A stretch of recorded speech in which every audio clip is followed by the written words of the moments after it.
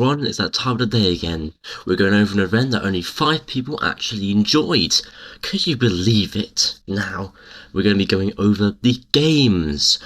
The games meant to be about the Olympic Games, but instead of being something sporty, it's actually just another hunt, but better. Or was it? The games. Ooh, the games. I mentioned it so many times in the last three previous episodes, and I've gotta say, I hyped it up too much because this event was alright. I got a cool outfit out of it, which was nice, but it wasn't as good as you might think. So the only redeeming factor, as I mentioned about 5 million times before, was Creekcraft. Creekcraft was there, so that was cool. And also the other redeeming factor is the amount of packages you could buy that cost way too much. So let's go over the event in general.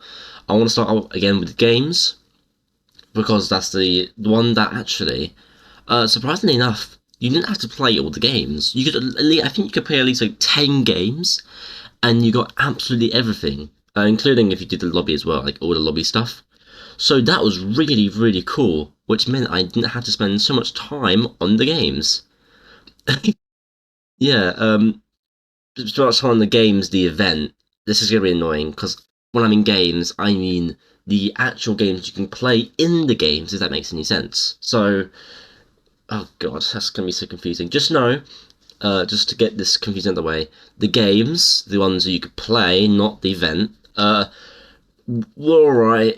I didn't play much of them, and the ones I did play were the ones that are like, okay, I get a free thing out of this. Because I think some of them were like pay to win ones or simulators, and then some of them were actually games I enjoyed, like Arsenal, and so yeah, I only really played the ones that I thought actually get me all the stuff. So I've actually played all the games. Not that I wanted to though. There's too many, and it was like I just couldn't be bothered. But it seemed like there was a decent selection of games because there were some games I recognised there that are actually really good. So props to them for actually getting good games.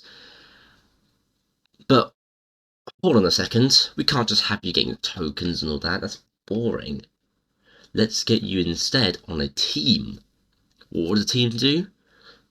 At the end you get a cool hat that looks ridiculous. So essentially the teams, they were split into 4 teams. Then, oh, So there was about 5 teams, sorry.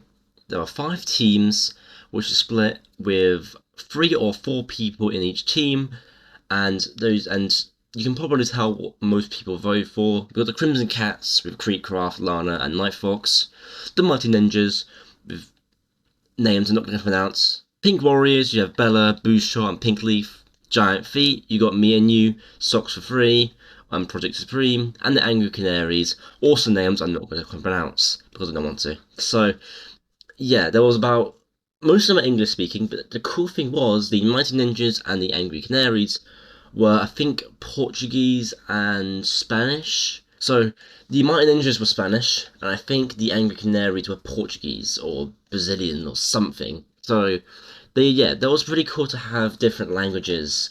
Um, it's good to have like broaden out languages for teams because obviously not all of Roblox is English speaking. There's gonna be Russians and French people, Spanish people, Brazilian people, like people that speak Portuguese, which are pretty much Brazilian people. I think I don't know.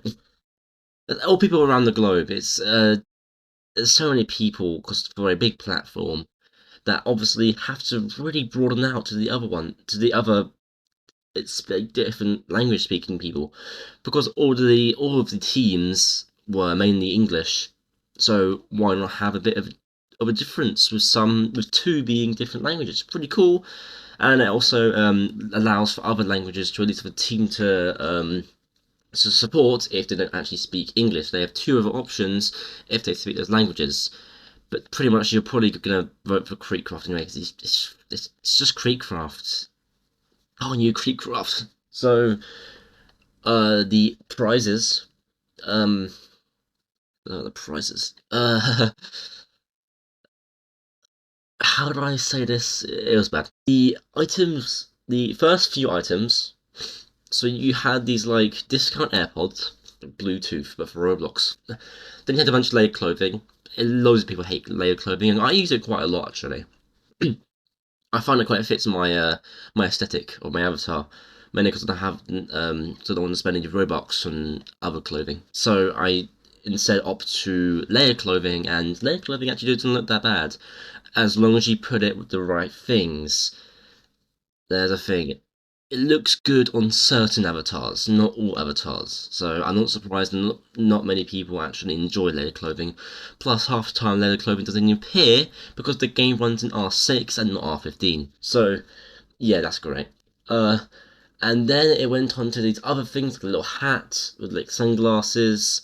Looks really bad if you didn't actually have a hat to wear over it. So, I mean, it could have been good, could be bad. And there's also like wings as well, but you had to be MVP to actually get it. You had to be MVP to actually get this like wings thing, which is why I didn't talk about the MVP thing in the teams. I want to talk about it now because to be MVP, you have to be 5% in your team or below. So it could be like 1% or 5%. It don't really matter. And you just did that by getting these little Roblox points that you probably get from like doing the things in the games. The thing is, MVP is completely useless because everyone got MVP. So why is it called MVP? Most valuable player? Because they got 5%. Everyone got 5% because no one actually did anything in the teams. They joined the teams and then didn't even play the event. So you just got 5% easily. It felt a bit redundant, and the wings were kind of mid. So yeah, and then there was then there was the hat that you got for the winning team.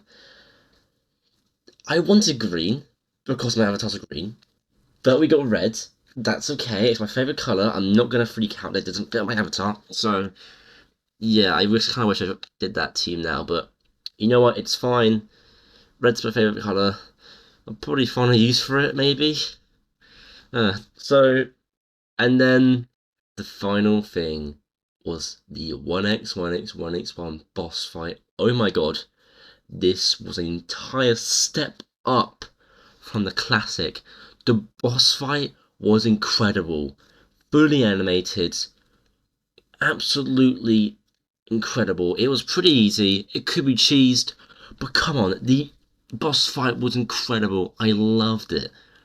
And when you got out of it, oh my god, you got a hat that actually looks pretty decent. What? So, and you got that for free. You didn't have to pay any of the games. You got that for free. You just played 5 minutes of a boss fight, didn't die. Oh my god, I got a free hat. Like, what? That's incredible.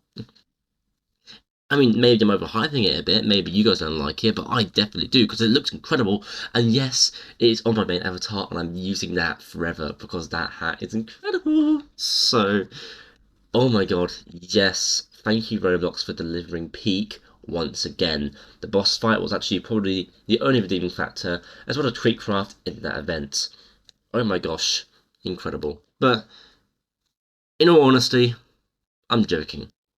The only redeeming factor was the team giant feet, so the feet fetishes could join the games and also try and take part, thinking that they might yet get feet in the end, but instead they're getting a really, really mid item.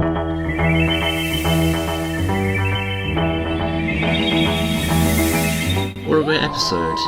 Next week will be a new special episode coming out 5/20.